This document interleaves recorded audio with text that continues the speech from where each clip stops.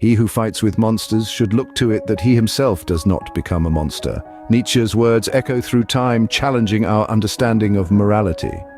This is the wisdom of Friedrich Nietzsche, a towering figure in philosophy.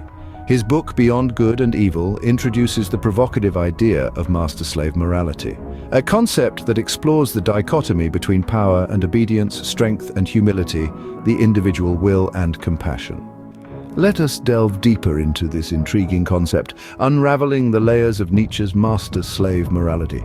Master morality, as Nietzsche puts it, is a morality of the strong-willed. It's a fascinating concept that is deeply rooted in the affirmation of oneself. It is a morality that arises from the powerful and the noble, those who have the strength to shape their own destinies. These are the individuals who do not shy away from their desires, but instead embrace them. They're self-assured and confident in their abilities. Master morality values pride, ambition, and achievement. It does not seek to deny or suppress one's power, but rather it encourages its expression and celebration.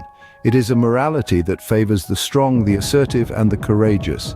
It's a morality that does not bow to societal norms, but instead it creates its own. In this morality, the values are determined by the masters, those who have the power and the will to impose their own standards upon the world. Master morality, as Nietzsche envisioned it, is a bold affirmation of one's own worth and power. In stark contrast to master morality, Nietzsche presents us with slave morality. This moral framework is not about power or dominance, but humility, compassion, and obedience.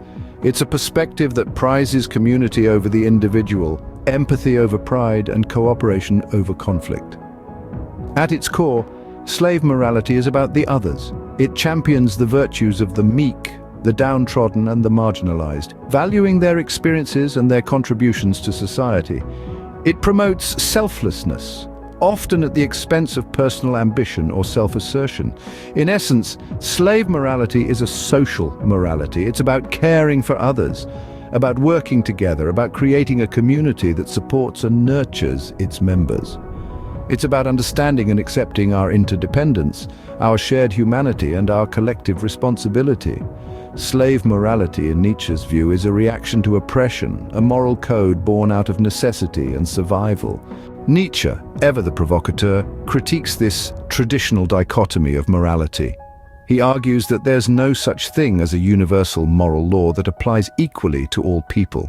Instead, morality is a subjective construct, shaped by one's perspective, experiences, and most importantly by one's will to power. Nietzsche's conception of master morality is one of strength, power, and individual will. It's a morality of affirmation, of saying yes to oneself, of defining one's own good and evil. It's the morality of those who create their own values, who impose their will upon the world. Contrastingly, slave morality is a morality of reaction, of saying no to what is outside and yes to what is inside.